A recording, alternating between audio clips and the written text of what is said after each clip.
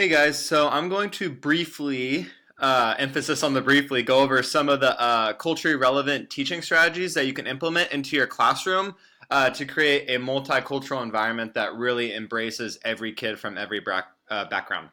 So one of the things you can do right off the bat is get to know your kids, create a social contract with them at the beginning of each semester or class so they feel that their ideas and their thoughts are validated and that they're creating a social climate with you.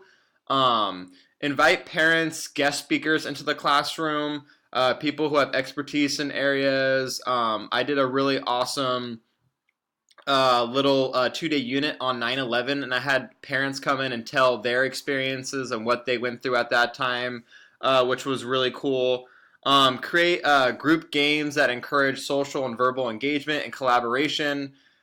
We have this really cool history library at Claremont High School, so they would go in there and pick out different actual historical artifacts, and they would go over it together and create a little presentation about it, which was really cool. I love to tell stories in my classroom. It's really easy as a history teacher to tell stories about certain historical figures, especially people from historically marginalized group like women and minority groups, etc.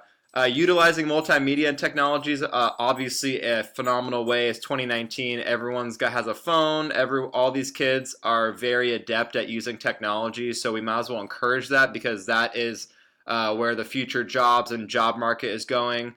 Another one I love is presenting real world problems collectively and coming up with solutions. I did this numerous times in class. From a history perspective, it's really easy to cover a single event from a variety of perspectives, and then just being a good role model for your students. So anyways, I'm going over the limit, so I'm going to stop ranting now.